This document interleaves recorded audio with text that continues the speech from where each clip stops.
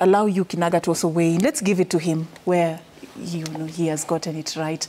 If you were to assess, the plan and how much has been implemented as part of that plan, what inspires you about some of the things that you feel probably the government did right, that already we can begin to see tangible results? It may not be 100%, but this is actually what you feel the government got right.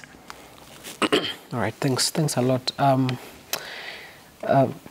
It's a good question. I mean, I'm a student of politics. That's what I went to study in school. Mm-hmm.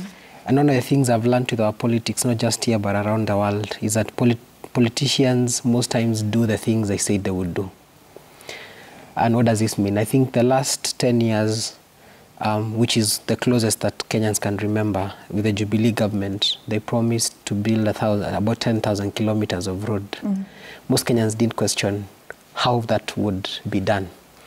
And of course, the government went on to deploy a Keynesian model on development, and that led to the debt, partly, in a huge way, to the debt crisis we are in, because it was infrastructure-led debt and development that was initially, largely just financed from our debt.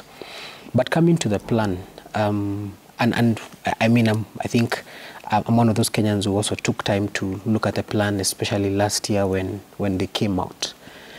And there were a number of promises that they made, and I hope we'll discuss this sometime as we continue, especially around healthcare. Mm-hmm. Now we've seen the bills that they've introduced, about 6 bills.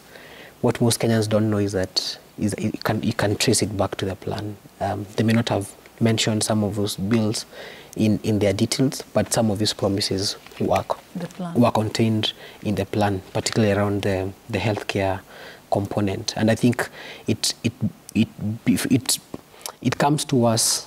We need to be reminded. This reminds us that we need to be very vigilant about some of this, especially during a campaign process. Be able to remove the rhetoric from the substance and be able to unpack that.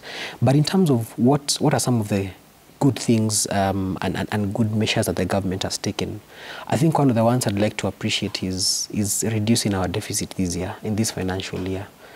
I think one of the biggest problems we've had in this country is how we deal with our deficit.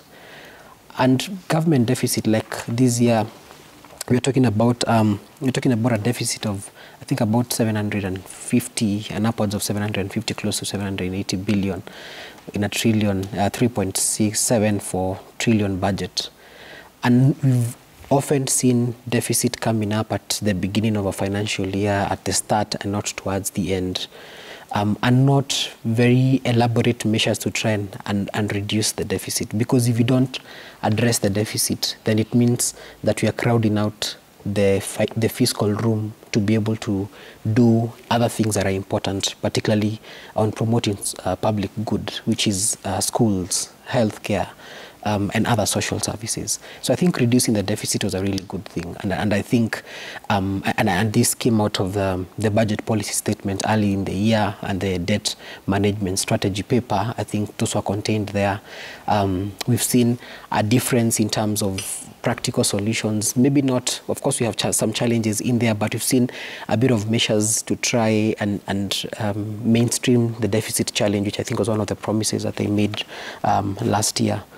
I think the other good thing, which just juxtaposing back to our political history, is that, for instance, with Kibaki, 1 year in office, he had already rucad, or is it jumped? I don't know what to say. He had failed to honor his MOU with his coalition members. And ANAC, LDP and others. And I think what we've seen 1 year in office is Kenya Kwanza team seems a bit cohesive. I don't know if that's good or bad for the country. It has held. It has continued to remain together. We didn't see that with the Kibaki. I mean, the Kibaki government came in under a lot of, very high promise, a lot of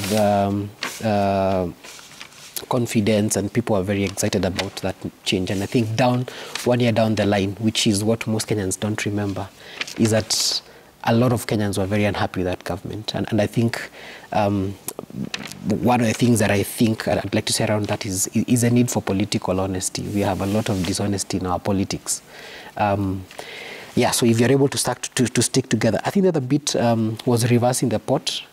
We've had a lot of advocacy. We've been part of advocacy over the last couple of years, trying to push for reversion of the port operations, trying to challenge the SGR, and how the SGR continues to be the poster child of what is bad about our public finance space and how we do our debt. And I think the reversion was really great. And finally, the employment of the 35,000 teachers, I think that continues to edge us closer towards better outcomes around human development indices compared to the rest of the world.